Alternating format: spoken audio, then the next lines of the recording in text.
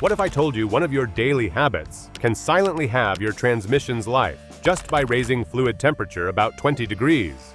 You're in the right place. Today we're counting down 8 common behaviors, and only 3 won't cook your gearbox. We'll start with the subtle ones. The moves that feel harmless but spike heat, kill lubrication, and stress clutches. Then we'll reveal the 3 safe habits mechanics actually want you to use. If you've ever rolled to a stop and flicked the selector out of convenience, you'll want to hear what that really does inside.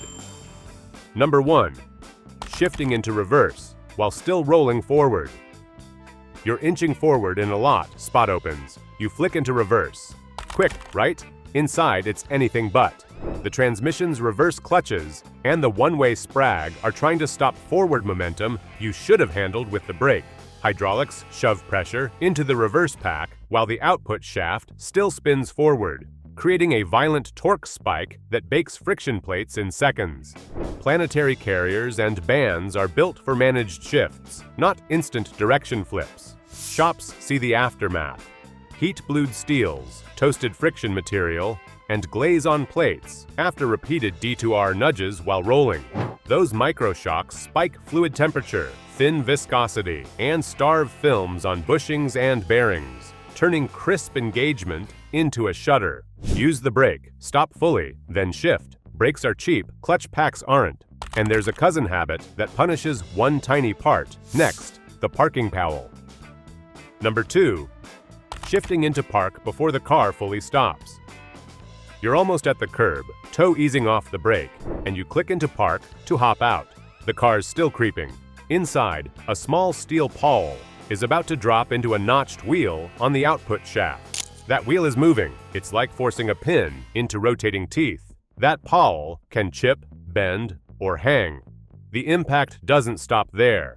The shock runs through the case and into the gear train.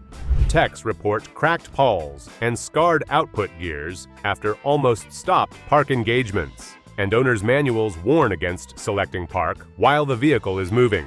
Even slight motion can cause a harsh clunk and visible scarring, and repeated hits turn minor marks into failure. Let the car stop, hold the brake, then select park. Protect the pawl. It's not a brake. Next, the downhill habit that quietly heats fluid and saps control. Number 3. Neutral, coasting downhill. You click into neutral on a long downhill to save fuel. The cabin goes quiet, the car glides, and it feels efficient. But the transmission doesn't love it. Unloaded in neutral, pump speed can drop and fluid circulation changes.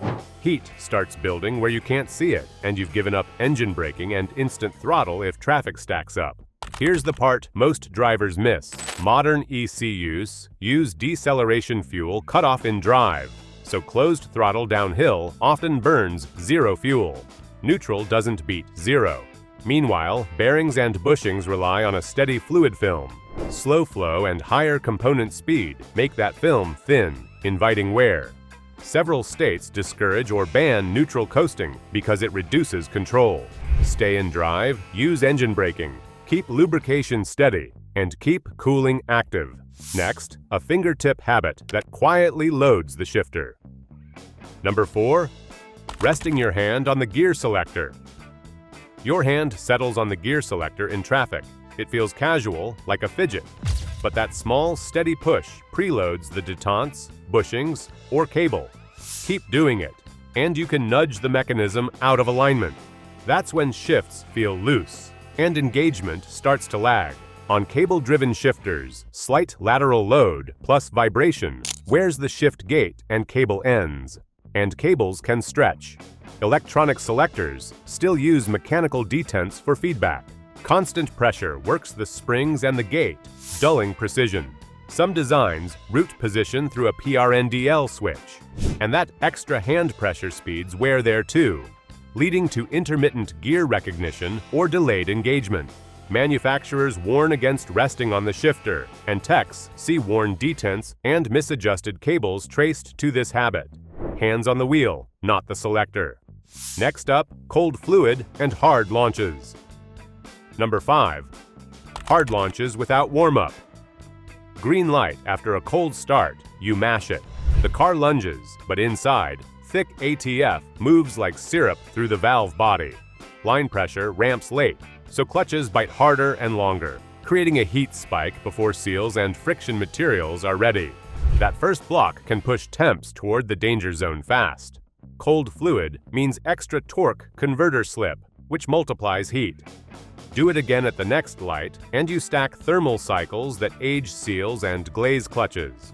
Oxidation ramps up, varnish starts to form in the valve body, and crisp shifts turn sticky or delayed. Every 20 degrees Fahrenheit rise over the safe range can slash service life by half, and repeated launches make that climb quick. Drive gently for a few minutes, then go heavy. Warm fluid delivers controlled shifts and longer clutch life. Now, the first habit that actually protects your gearbox. Number 6. Using neutral at long red lights. Safe.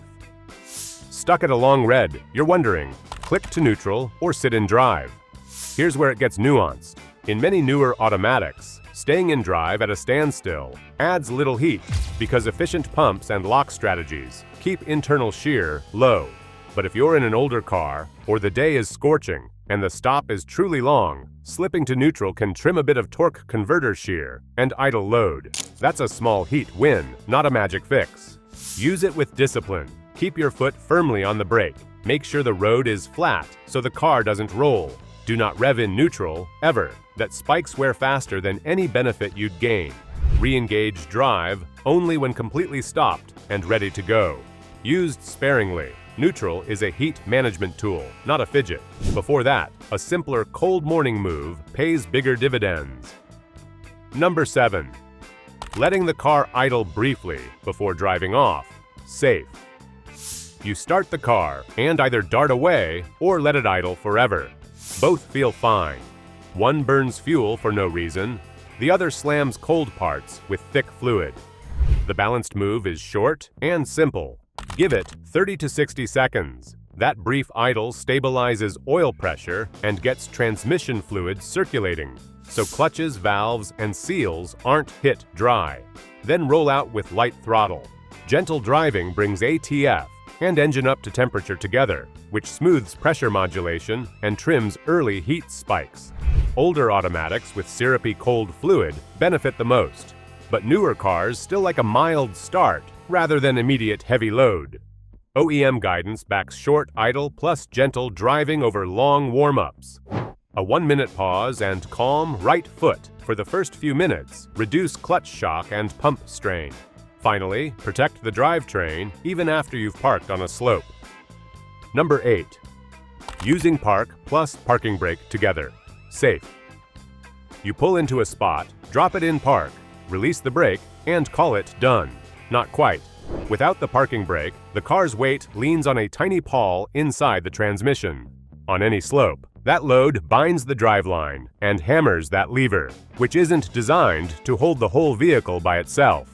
Use the correct sequence. Stop with your foot brake, keep it pressed, then apply the parking brake to lock the wheels. After the vehicle is anchored, shift into park. That offloads the pawl, prevents the pinched feeling when you try to leave, and avoids the harsh clunk that happens when the car settles against the transmission. Shops see stuck shifters on hills, from driveline bind all the time, and owner's manuals call for brake first. You also reduce strain on mounts and gears. 2 locks, 0 stress.